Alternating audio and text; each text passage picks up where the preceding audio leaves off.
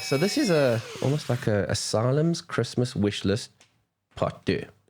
Yeah, and I think it's more like on our December, it's been eluding us, and we're like, we will make this happen. We will get through these, I swear. Honest inches.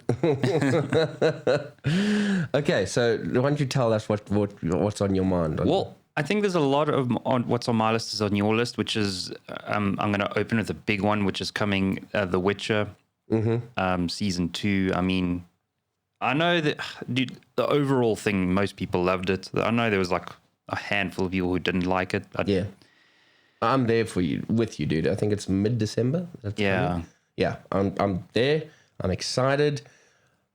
The only thing that I would hope is that some of the storytelling would be a little bit more the way they do it so that you could follow it, because that was my only gripe in the first season. And there was an episode and you didn't know where exactly it slotted on the timeline.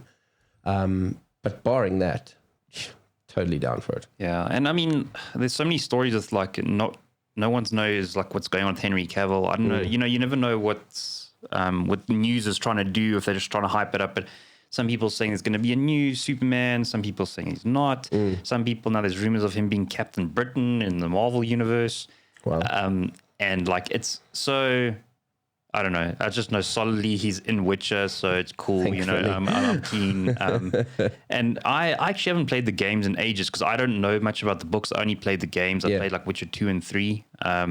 So yeah, dude, I'm just keen to see where they push it and where they explore. And agreed. I know it's going to be probably a lot more on Suri now with her storyline. But again, keen to see from.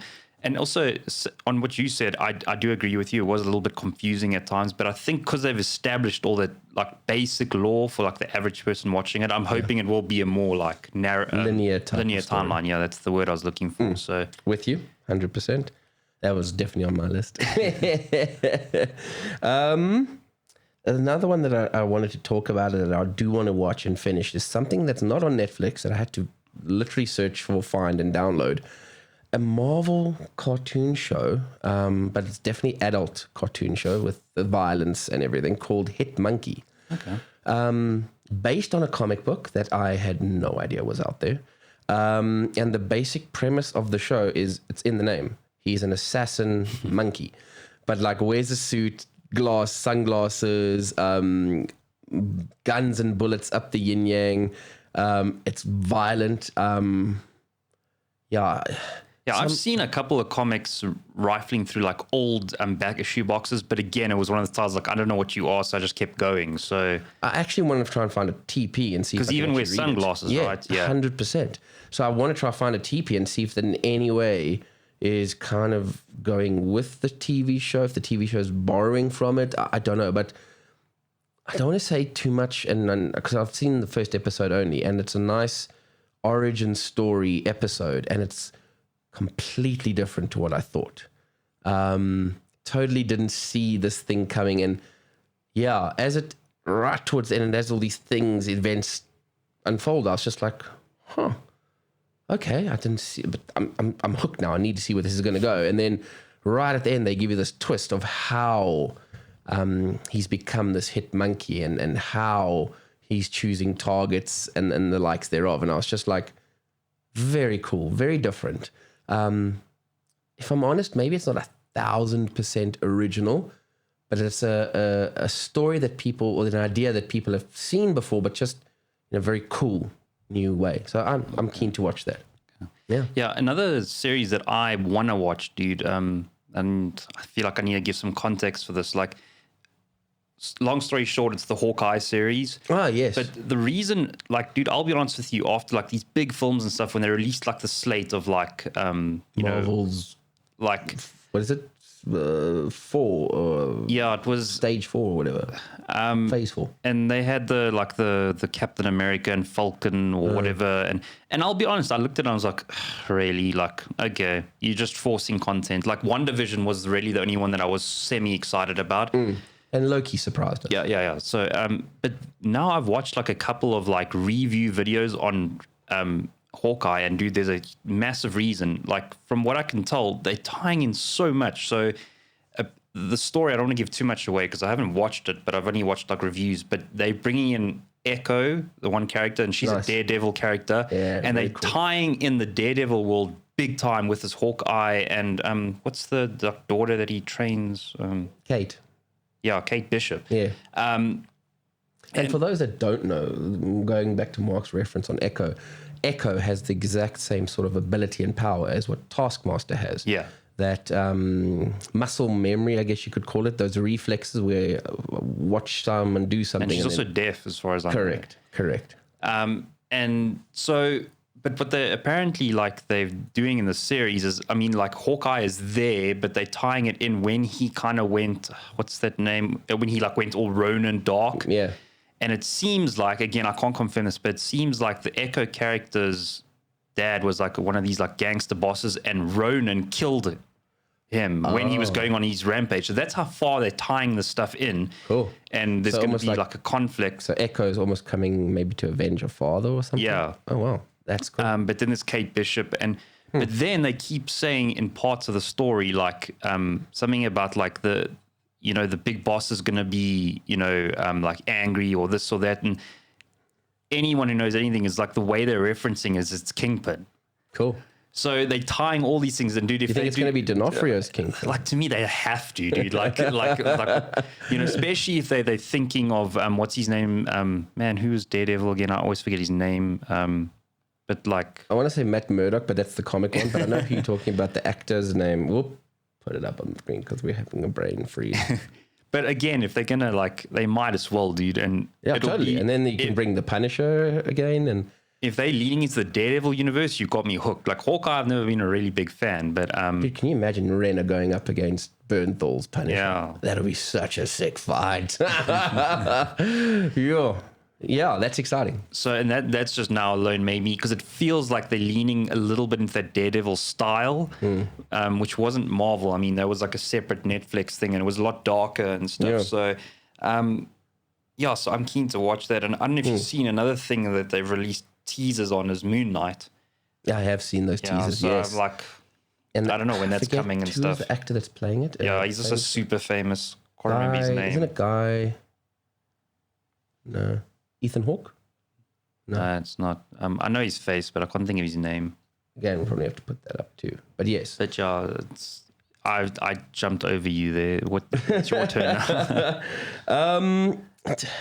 One that I'm looking forward to is the third season of Lost in Space. I see that's all over my timeline. It landed this weekend or something, I think on Friday. So yeah, I enjoyed them. I enjoyed the first two seasons. So there's this whole complicated, complex tie-in with Will Robinson and the robot. I think all geek culture knows that famous reference, danger, Will Robinson, danger. And they've taken that whole idea of that relationship with him and the robot to, whole new extremes and stuff. So, yeah, I'm keen to watch it. And what I do like about it is it's not traditional, like, archetype action heroes that save the day each time. It's very focused more on the kids, and the parents and the adults are almost the side story, complementing everything each time. And I'm enjoying that. It's a different approach to it.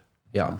And it's sci-fi scary at times. I don't know. Stuff in space just freaks me out in general. So, well, it's all that unknown, man. Yeah, 100%. So I'm keen to watch that season 3. Yeah. Another thing I want to get hold of big time, and I'm again behind, but it's also tricky here in SA, but is all the new South Park and the like post-COVID like movie thing that they've made. But like Keegs and them said, some of the stuff that we've been seeing snippets is it, how much of that is actual episodic from a later season, how much is from a film that we just haven't seen yet. Yeah, so I want to go on a mission. Unfortunately, I might have to look at torrenting it or finding some streaming service. I don't know. Anyway, I want to catch up on that because it looks classic.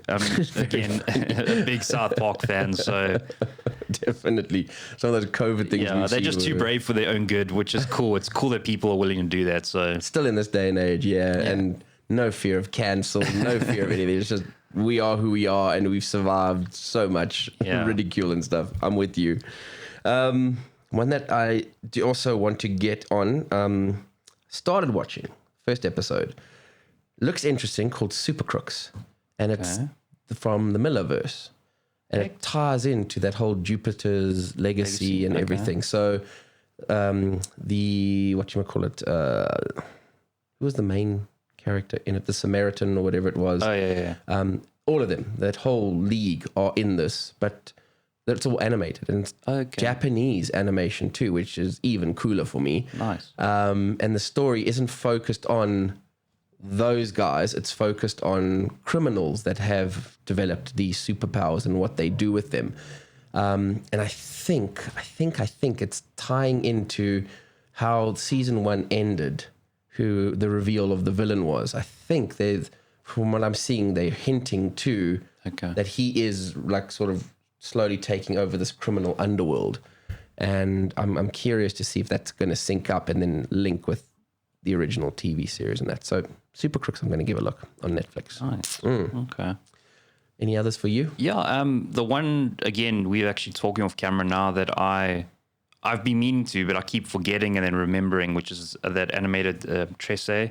Good man. I mean, I got the free comic book on it, and I still know nothing about it, but I know it's, it's like underworld magic, like, Exactly. Nail on the head, the occult, all of that stuff.